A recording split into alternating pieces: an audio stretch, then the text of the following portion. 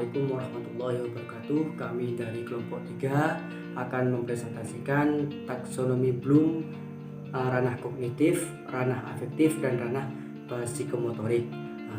Saya di sini Sumerdi sebagai pemateri pertama. Pengertian taksonomi Bloom.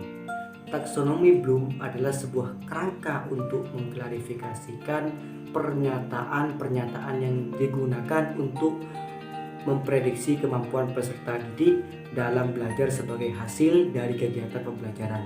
Jadi di sini pengertian dari taksonomi Bloom itu sendiri adalah sebuah kerangka untuk mengklarifikasi pernyataan-pernyataan yang digunakan untuk memprediksi kemampuan peserta didik dalam belajar sebagai hasil dari kegiatan pembelajaran seperti itu. Dan taksonomi Bloom tersendiri telah mempengaruhi pendidikan, mempengaruhi dalam segi apa saja, secara baik, secara langsung maupun tidak langsung seperti itu, dalam membangun kurikulum, desain pembelajaran, dan pendidikan guru. Yang selanjutnya adalah pengaruh taksonomi Bloom. Pengaruh taksonomi Bloom itu sudah lama dirasakan sampai saat ini, dan taksonomi Bloom tersendiri itu sudah memberi manfaat yang sangat berharga. Dalam konsep ini, tujuan pendidikan oleh Bloom dibagi menjadi 3. Yang pertama adalah ranah kognitif, yang kedua adalah ranah afektif, yang ketiga adalah ranah psikomotorik. Ranah kognitif. Ranah kognitif itu adalah ranah yang mencakup tentang ingatan atau pengenalan terhadap fakta-fakta tertentu. Jadi ranah kognitif itu adalah mencakup tentang ingatan atau pengenalan terhadap fakta-fakta tertentu. Kemudian ranah afektif. Ranah afektif ialah ranah yang berkaitan dengan berkembangnya perasaan, sikap, nilai, dan emosi. Ranah psikomotorik adalah ranah yang berkaitan dengan kegiatan-kegiatan atau keterampilan motorik seperti itu. Jadi ranah psikomotorik ini berkaitan dengan kegiatan-kegiatan seperti itu. Baik, saya akan melanjutkan presentasi yang telah disampaikan oleh pemateri 1, yakni taksonomi Bloom ranah kognitif. Taksonomi Bloom ranah kognitif mengklarifikasikan menjadi 6 kategori, dari yang paling sederhana yakni mengetahui hingga yang paling kompleks yakni mengevaluasi. Di sini pembagiannya ada C1, C2, C3, C4, C5 hingga C6. Yang dimaksud C di sini adalah C melambangkan atau mewakilkan dari kognitif, dan 1 hingga 6-nya angkanya itu mewakilkan dari urutan yang paling sederhana hingga yang paling kompleks. Di sini pada C1 ada pengetahuan atau knowledge, C2 ada pemahaman atau comprehension, C3 ada penerapan atau application, C4 ada analisis, C5 ada sintesis, C6 ada evaluasi atau evaluation. Jadi dalam memprediksi kemampuan siswa dalam taksonomi Bloom ranah kognitif, yang pertama, peserta didik itu dituntut untuk mengetahui. Setelah mengetahui, dari pengetahuan tersebut kemudian peserta didik memahami, kemudian setelah paham, yakni peserta didik harus menerapkan apa yang telah dipahami, kemudian analisis dari penerapan tersebut yang telah diketahui, difahami, terus diterapkan, kemudian dianalisis. Setelah dianalisis ada sintetis, baru yang terakhir yakni yang paling kompleks mengevaluasi dari pengetahuan, pemahaman, penerapan, analisis, dan sintesis tersebut, kemudian dievaluasi. Selanjutnya yakni taksonomi Bloom ranah afektif.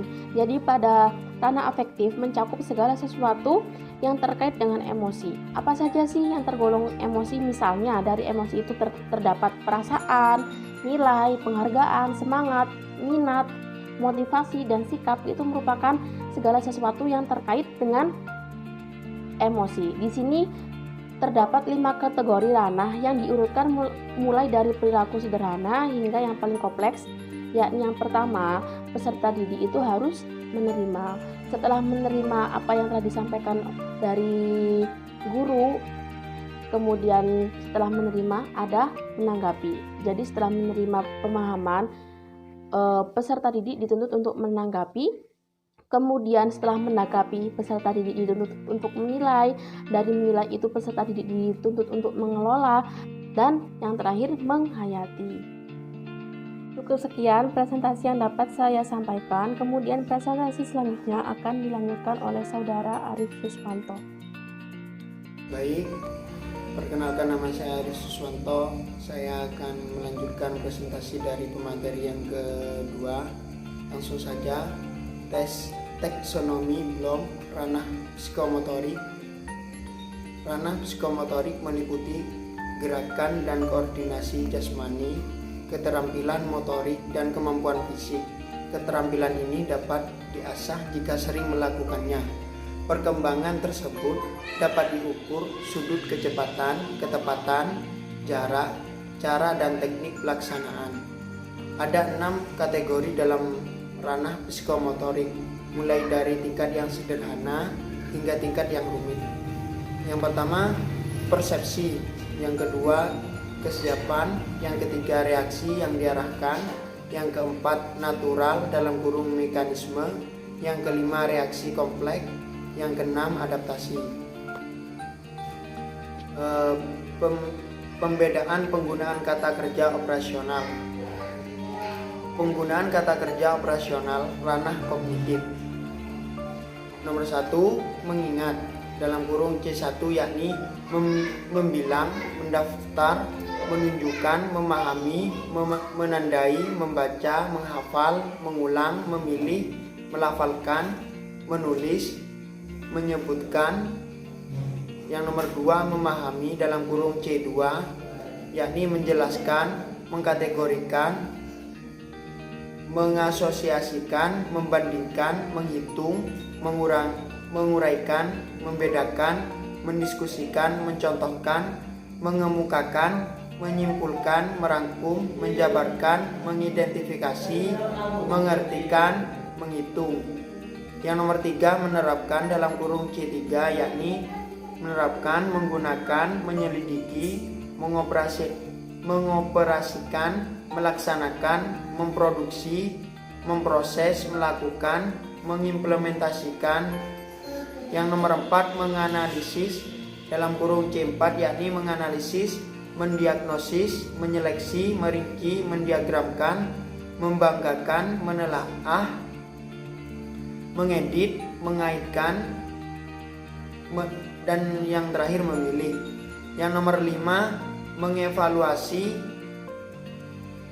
dalam kurung C5, yakni membandingkan, menyimpulkan, menilai, mengkritik, memprediksi, menafsirkan, mempertahankan, membuktikan, memvalidasi, mengetes, dan yang terakhir memproyeksikan.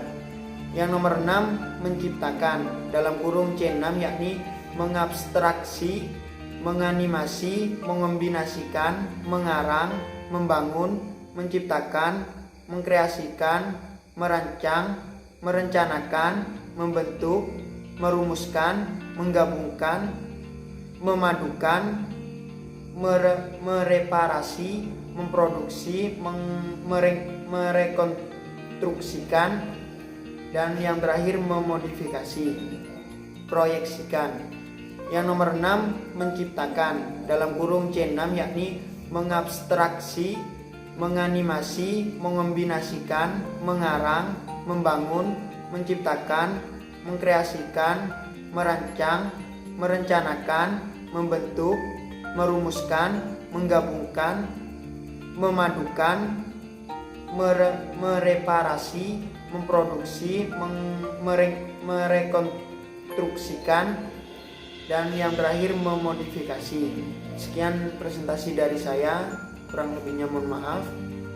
Presentasi selanjutnya akan disampaikan oleh pemateri yang terakhir. Baik, di sini saya akan melanjutkan presentasi dari pemateri ketiga. Di sini saya akan membahas tentang penggunaan kata kerja operasional ranah afektif.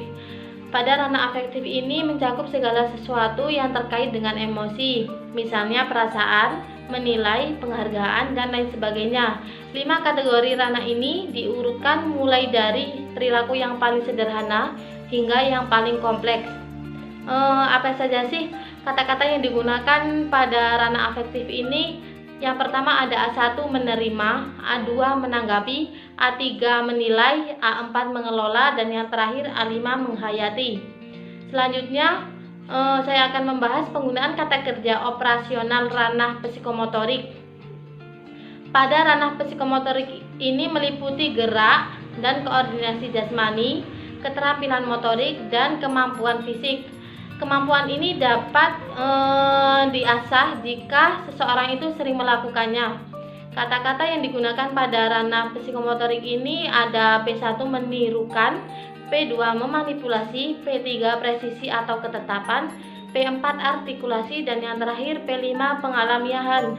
Cukup sekian presentasi dari kami, kurang lebihnya kami mohon maaf sebesar-besarnya. Wassalamualaikum warahmatullahi wabarakatuh.